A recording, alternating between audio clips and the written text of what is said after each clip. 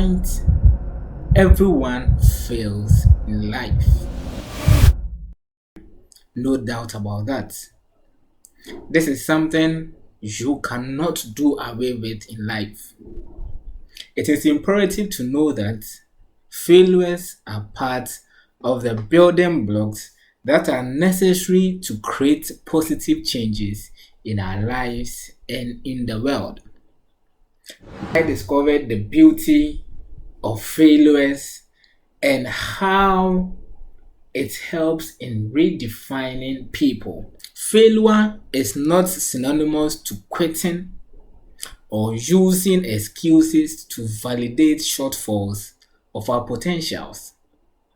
One of the biggest roadblocks to success is the fear of failure. Fear of failure is worse than failure itself because it condemns you to a life of unrealistic potentials. Success in the face of failure comes from focusing on results, that is, what you hope to achieve rather than trying not to fail. In a study recently published in the Journal of Experimental Social Psychology, researchers found that success in the face of failure comes from focusing on results,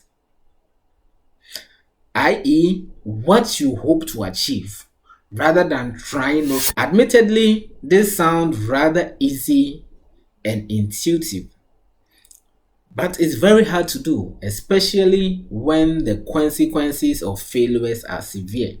However, people who make history, that is true innovators, take things step further and see failure as mere stepping stones to success. A typical example is Thomas Edison.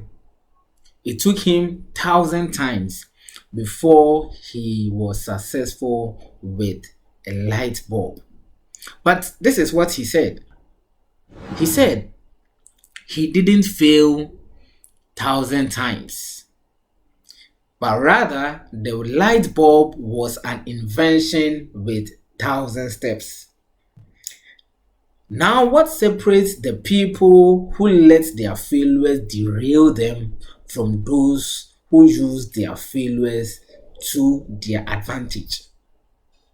Some of it comes down to what you do, and the rest comes down to what you think. The actions you take in the face of failure are critical in your ability to recover from them, and they have a huge implications for how other people also view you and your mistakes. There are 5 actions you can take when you fail that will enable you to succeed in the future and allow others to also see you positively in spite of your failure. Number 1, break the bad news yourself. If you've made a mistake, don't cross your fingers and hope that no one will notice, because someone is going to notice them. If you stay quiet, people are going to wonder why you don't say something. They are going to link this to how coward you were or your ignorance.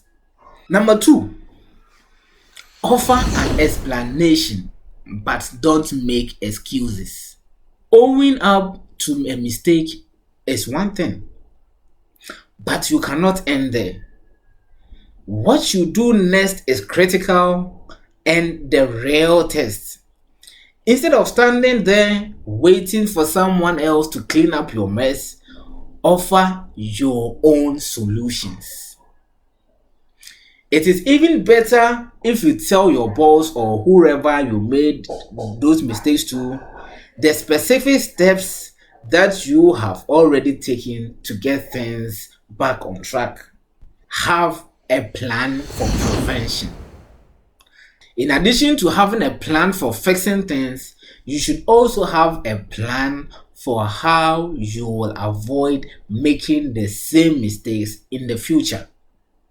That is the best way to reassure people that good things will come out of your failure. Learn from your mistakes and improve. Learning from your mistake is an essential skill that enables you to move forward, stay positive, and develop resilience to be a master of change rather than a victim of change. In this instance, you become a creator of circumstances rather than a creature of circumstances. Get back on the horse. It is important that you don't let failure make you timid. Cut your losses. Successful people learn to cut their losses, stay positive, and minimize their mistakes. Take enough time to absorb the lessons of your failure. And as soon as you've done that, get right back out there and try again. Waiting only prolongs the bad feelings and increases the chances that you will lose your nerves. Your attitude when facing failure is just as important as the actions you take. Using failures to your advantages require resilience, mental strength, which are both hallmark of emotional intelligence. When you fail, there are three things that you should note. 1. Perspective. Perspective is the most important factor in handling failure. People who are skilled in bouncing back after failure are more likely to blame the failures on something that they did, the wrong course of actions, or specific oversights, rather than something they are. Again, optimism is another characteristic of people who bounce back from their failure.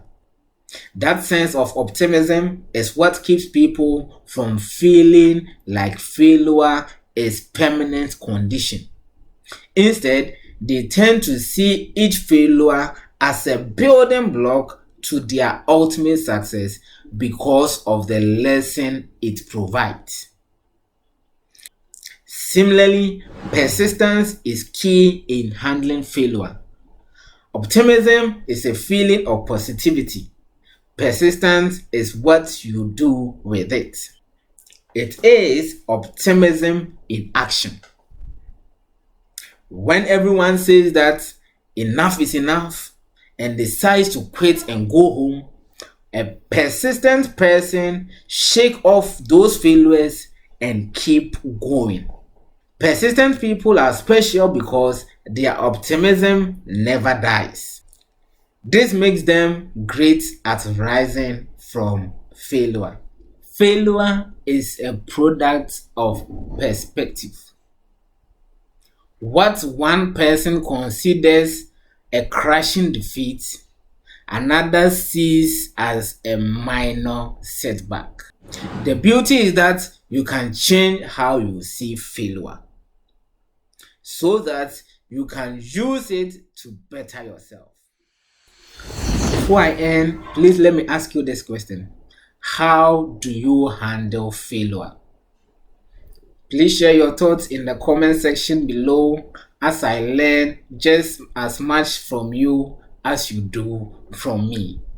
Thank you for watching this video. If you like this video, please kindly subscribe. You can like it and share to your friends. Thank you very much.